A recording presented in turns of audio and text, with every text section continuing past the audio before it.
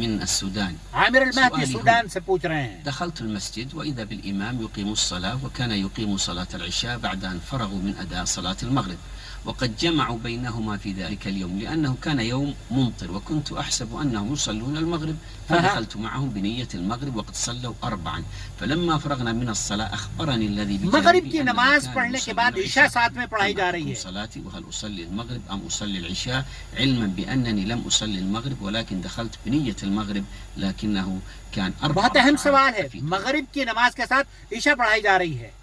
كان من المستحسن أن تنتبه لقيام الإمام للرابعة وألا تقوم معه للرابعة ما دمت تشعر أن تلك الصلاة ليست الصلاة التي تقصدها وهي صلاة المغرب.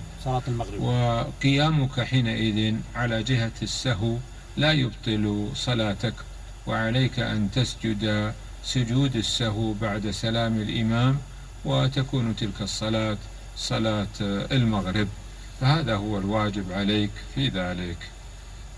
أثابكم الله.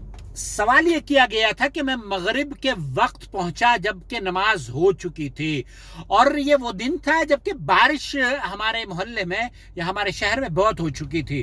لوگوں کو مغربی کے ساتھ امام نے عشاء کی 4 رکعت بھی مغرب کے وقت پڑھا دی تھی. ایسی صورت میں جب میں داخل ہوا تو مغرب کو میں سمجھ کر کہ یہ لوگ مغرب پڑھ رہے ہیں، حالانکہ وہ عشاء کی نماز پڑھ رہے تھے، تو میں نے ان کے ساتھ عشاء کی نماز پڑھنی شروع کر دی. اور میں حیرت زدہ ہوا جب 3 رکعت پڑھنے کے بعد 3 رکعت پڑھی اس نے، اور پھر 4تھی رکعت کے لیے وہ اٹھ گیا، کیونکہ ان کی تو 4 رکعت تھی.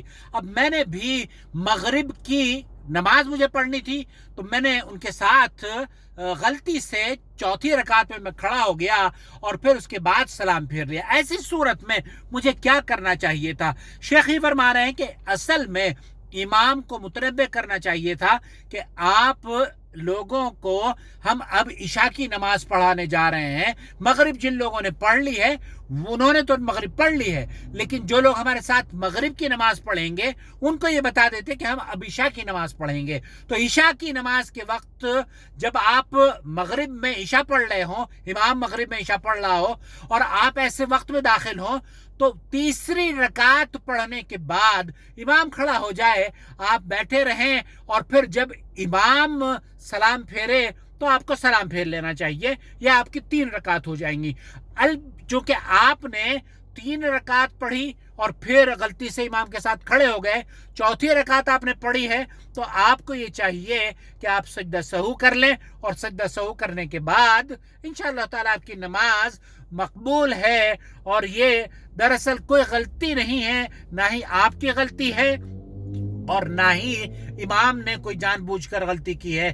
اصولی طور پر اگر امام یہ بتا دیتے کہ وہ 4 رکعت نماز پڑھ رہے ہیں تو آپ 3ری رکعت کے بعد 4تھی رکعت کے لیے نہ کھڑے ہوتے اور امام کے ساتھ ہی بیٹھ کر اس کے سلام پھیرنے کا انتظار کرتے.